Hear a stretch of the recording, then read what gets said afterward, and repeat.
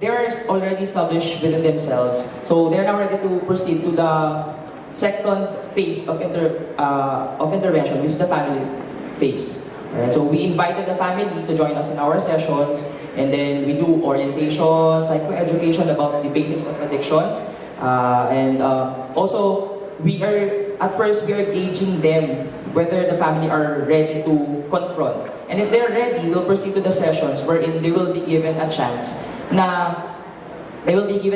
to explain or describe their experiences towards each other regarding the drug addiction problem. So, magkakaroon sila, magkukwentuhan sila, mapaglilinaw kung ano nga ba yung naranasan nila sa relationship nila in relation with drug abuse.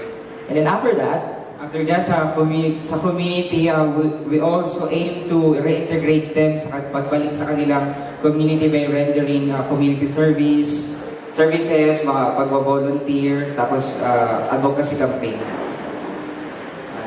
so it's a 16 weeks program. Nag-run siya ng 16 weeks or 4 months of the program. 160 hours. Consisting of different activities. So holistic siya, may physical, spiritual, not just psychological, but the other activities pa. So for our methods, this is an action research, meaning it's community of practice naman, and qualitative in nature. For the methods and techniques, nagkaroon kami ng observations, interviews, tsaka focus group discussion during the sessions. For research instruments, we use ASAR, yung assessment, screening, and referral form for profiling and assessing kung anong level of addiction by DOH-accredited physicians. Drug abuse screening test for screening na if there's a presence of drug abuse. Self and family survey questionnaires, of course, to monitor naman yung feedback nila and yung progress nila throughout the intervention. So, pakilala po namin sa inyo yung aming mga participants. We have 63 persons with SUD. Ginamit po namin yung term na SUD, Substance Use Disorder, dahil sila po ay na-diagnose po ng aming in-house psychiatrist. So, kasama po namin sa session yung kanilang family.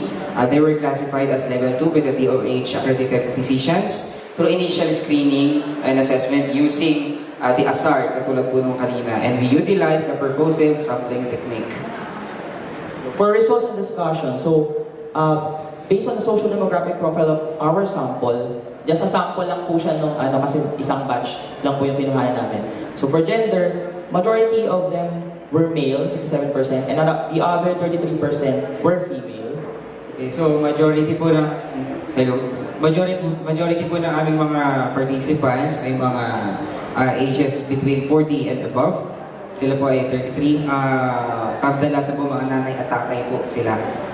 For educational attainment, most of the participants din po, or 80% are high school level, na-attain yung high school level, and the other are elementary and college.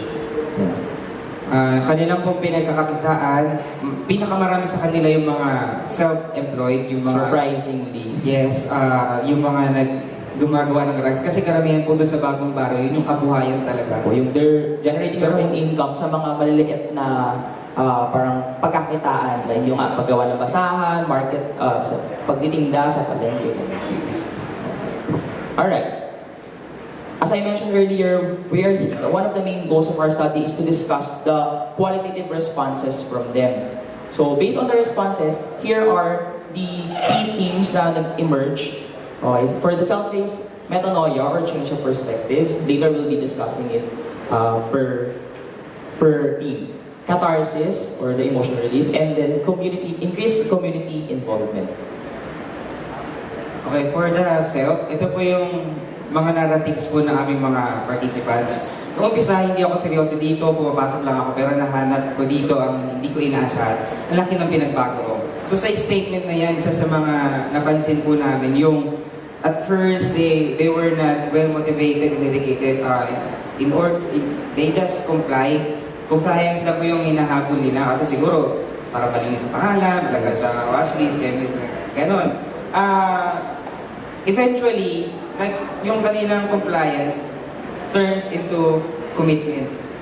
Yes, that's one of the changes in perspective nila towards not just to the program, but to their life per se, in relation to drug use. Yun. And then, one response din is yung pwede naman palang maging maayos. Pwede mo naman palang piliin. Ako lang pala yung nagpapagulo. This one, change of perspectives in terms of self-realization nila. Or yung parang tumaas yung ability nila, yung self-efficacy nila na, uy, kaya naman pala eh. No, possible naman pala na hindi ako magdepende sa drugs, no, para mabuhay. Okay, so add ko lang po doon, sir, yung kanilang self-realization nag-increase. Okay, so tuloy po tayo. Natutunan ko maging matatag at determinadong tanggihan ang mga nag-uudyok sa aking gumamit. So dito po yung kanilang na-empower yung kanilang pag-refuse sa mga nag-aalok sa kanila sa mga tukso. Diyan din yung tumaas din yung sense of control. Kasi aminin po namin, nahihirapan tayo, tsaka wala naman po talagang totally, hindi naman sa 100%, talagang mahirap po na magkaroon ng abstinence. So, isa sa mga tinuturo natin at first, yung control. Yes, that's right. And yung resilience. Yeah. For the family case naman, or catharsis, this means na yung family members, na-experience nila yung emotional release towards the family's issues and concerns. Which in a way, it helps them na i-support din yung loved ones nila. So yan yung responses like, nasasaktan ako dahil mahal ko siya. And they also recognize na may conflict sa family talaga na needs to be resolved. Okay, so itong istorya na to, explain ko na lang po, yung istorya yan, silang mag-asawa, talagang feeling niya wala na silang pag-asa dahil dulot ng problema nila sa addiction. So dumating yung time na napagharap namin sila, doon na-raise lahat ng problem, mga existing problem na nangyari sa kanila during yung addiction. Tapos nung naparamdam niya na nagbabago siya, unti-unting nagbalik yung tiwala sa kanyang asawa niya. And for the community phase, nagkaroon ng increased community involvement and participation. Alam naman po natin na isa sa mga nawala rin po sa kanila, or yung stigma nga na sinasabi na hindi sila produktibong mamamayan. Parang in-exempt sila sa wherein kaya rin naman nilang makihalubilo. And these are the responses na nag-gather, yung significant responses. Natutong tumulong sa ibang tao, tutunan na pahalaga ng kanyang kapaligiran, naging aktibo sa pakikilahok sa mga gawain sa kanilang barangay. And to add, actually, some of our participants or yung mga nag-enroll po sa program, ngayon po ay bahagi na ng barangay, employee na sa barangay. Some of them are lay ministers, may naging lay ministers na rin po. So, kumbaga, naging way po ito para sila ay magkaroon po ng productivity, no, in a community. And that's our goal naman po. So, to discuss the limitations lang naman, one is, again, we still have to test effectiveness. Since yung community-based rehab program in the country ay wala pang gaanong research and studies, and wala namang standardized na program para i-address yun dahil per city, iba-iba yung approach. No? And then, this program is designed to accommodate level 2 or occasional drug users only. For some cities, ito yung mga low to mild risk users. And then the data represents just a sample in Caloocan City. Responses based on retrospective self-reports.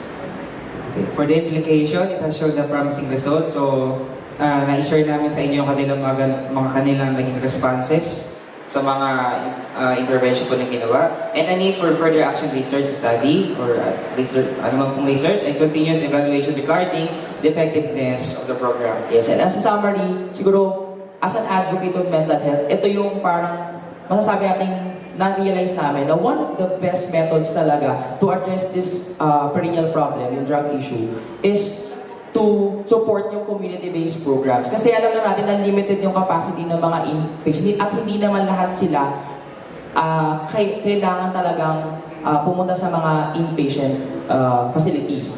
Di ba? So, yun po yung isa sa mga na-realize namin, i-promote po ang community-based programs para mas maging effective at mas maging accessible sa lahat. Yun naman po, and thank you very much. Maraming salamat po.